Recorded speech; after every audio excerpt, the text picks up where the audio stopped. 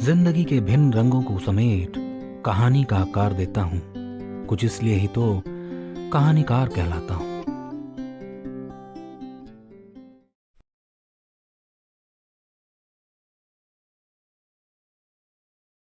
हमारी कहानियां सुनते रहने के लिए हमारा चैनल सब्सक्राइब करना और बेल आइकन दबाना ना भूलें। कहानियों के घर में आपका स्वागत है। मैं हूं कहानीकार सुधांशु राय और सुना रहा हूं एक अलग कहानी जिसका नाम है दिल्ली वाले कुकुर। मित्रों, याद रहे हमारी कहानियों को लाइक जरूर करें और लाइक करने के बाद हाई पॉइंट्स देना ना भूलें। यदि आप हाई पॉइंट्स देंगे तो हमारी कहानियां लोगों तक पहुंचेंगी। रात गहरा चुकी थी और सन्नाटे ने हर गली मोहल्ले में दस्तक दे दी। स्ट्रीट लाइट्स मुंह बाए खड़ी थी। हालांकि आवाजाही थोड़ी कम हो गई थी। गिने चुने लोग दिखते, वो भी तेजी से अपने घरों की ओर बढ़ जाते। उधर रोटिया कुकुर गैंग लगभग तैयार थे आज की गश्त के लिए। भाई साहब कह देता हूं, आज मुझे मत रोकना। अगर उस कचौरी गैंग के रिश्तों ने चिल्लाने की होड़ लगाई तो मैं रुकूंगा नहीं। कल ही मेरी बेइज्जती करी। कह रहा था मेरी आवाज थोड़ी कर्कश वाली है, और उसके एक हुंकार से ही सामने वाला बैंकर सीधे खिड़की पर आकर चिल्लम चिल्ली करने लगा। अरे सोने दो कुत्तों, जैसे ही सोता हूं भौंकने लगते हो। तीरू गुस्से में था। अरे पर मजा तो आया। उसकी शक्ल देखी थी। कल बैंक में लुढ़क लुढ़क कर सोएगा। उसी गैंग के बीटू कुत्ते ने जवाब दिया। अब भौंके चाहे कोई भी, मजा तो मिला ना। बीटू की बात भी सही थी। तीरू भी हल्के से खांस दिया। जोरों शोरों से तैयारियां शुरू हो गई। जहां कुछ कुत्ते गले को पानी से थोड़ा गीला कर रहे थे, अरे रात भर भौंकना जो था, वहीं कुछ स्ट्रेचिंग करके वार्म अप कर रहे थे। समझे नहीं? आती जाती गाड़ियों के पीछे दौड़ना भी तो था। इसी व्यस्तता के बीच अचानक गोमू कुत्ता लंगड़ाता एक पतली गली से सीधे गैंग मेंबर्स के करीब आ गया। अबे आप तो सीधे चल ले। कोई इंसान नहीं देख रहा तुझे कि तरस खाकर 2 पार्ले जी के बिस्किट दे देगा। तीरू भौंका। अरे हाँ, आदत हो गई है। गोमू ने मुड़ी टांग सीधी की। अरे खबरी ने बताया है आज निकलने का नहीं। सुना है कुछ खतरनाक होगा आज रात। अंधेरे में लंबे हाथों वाले आएंगे, बड़े जाले लिए, एक लोहे के तहखाने में कैद करने के लिए। जो भी पकड़ा जाएगा दिल्ली की गलियों को फिर कभी न देख पाएगा। सिर्फ अंधेरा ही अंधेरा होगा। न सड़कें मिलेंगी दौड़ने को, न टपरी जहां इंसानों को पूंछ हिलाकर दिखाने पे कुछ खाने को मिल जाता है। अबे ज्यादा पार्ले जी हो गया क्या आज? भूत ऊत कुछ नहीं होते, सब तेरा वहम है। फिर से तेरा उस खबरी ने काटा है। सिर्फ कानून के हाथ लंबे होते हैं और वो रात के सन्नाटे में नहीं निकलते। बीटू की बात में दम था। अरे हाँ, वही खबरी कह रहा था। कोई कानून है जो हाथ में जाले देगा तड़ी पार करने के लिए। अबे रिलैक्स, चिल कर भाई। हमें कोई हाथ लगा पाया है क्या? जानता है हम कौन है, कब से हैं? पुश्तैनी इलाका है हमारा। प्योर दिल्ली वाले हैं। बाप का, दादा का, सबका काटा घुमा है यहाँ पर। चल तू भी आज रात की गश्त पर। आज तुझे एक मास्टर को जगा कर दिखाऊंगा। वो दरवाजे पर आकर हमें गालियां देगा और हम जितना भौंकेंगे वो उतना चिल्लाएगा। चल आजा। तीरू ने बात इग्नोर की और गली की तरफ बढ़ गया। बाकी गैंग मेंबर्स भी पीछे हो लिए। पर चौक पर पहुंचते पहुंचते अफरा तफरी मच गई। कचौरी गैंग के कुछ कुत्ते हांफते साइड से निकल गए, बिल्कुल तीर की तरह। कुछ ने तो नजरें भी नहीं मिलाई। रोटिया गैंग को अब कुछ लगा। तभी तीरू ने एक गली के कोने से वो देखा जिसने उसके रोंगटे खड़े कर दिए। कई बड़े साए हाथ में बड़े जाले लिए रोड पर घूम रहे थे। उनके बिल्कुल पीछे लोहे के तहखानों वाली गाड़ी थी। पर उसकी चीख तब निकली जब उसने पाया रिस्तु को दबोच लिया गया है। वो जाले में पूरी तरह फंस चुका था। उसकी आंखों को तीरू देख सकता था। डर में उसका चेहरा उतर चुका था। आंखें पसीज सी गई थी।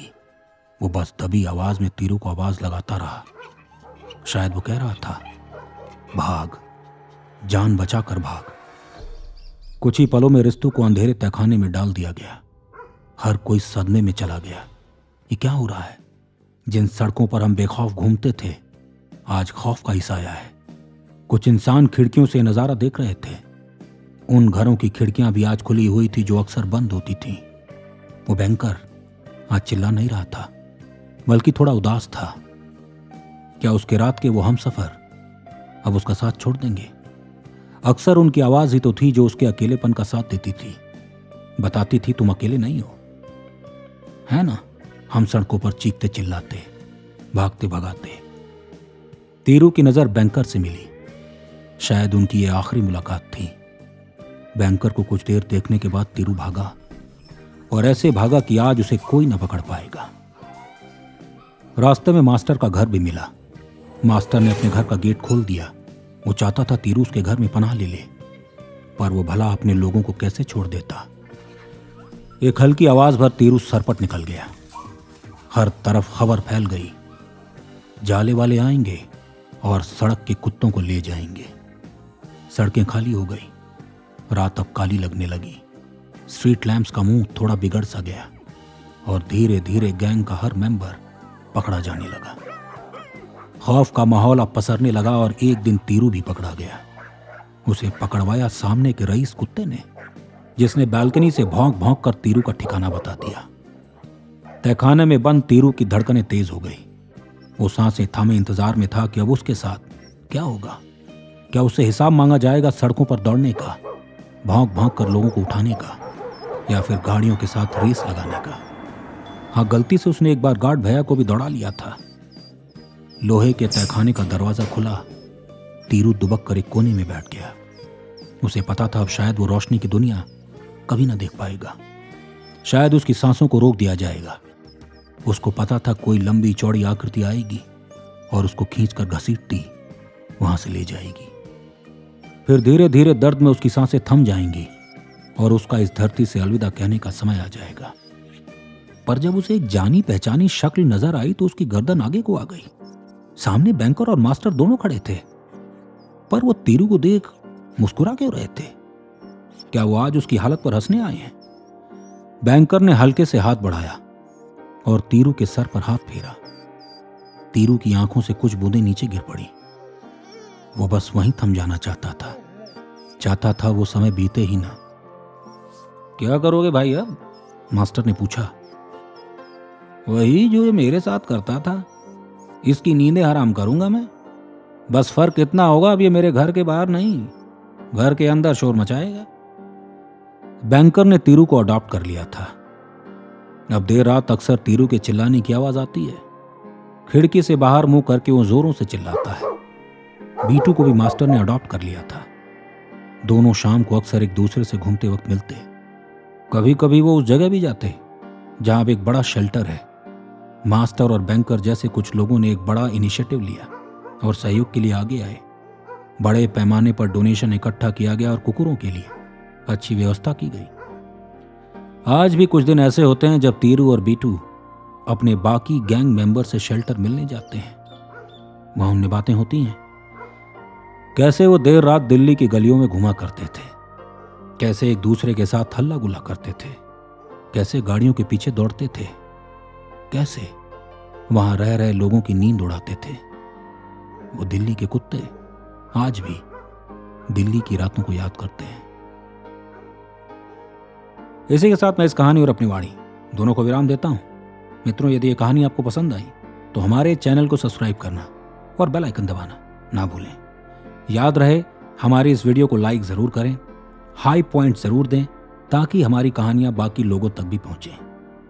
मिलेंगे फिर से एक नई कहानी के साथ।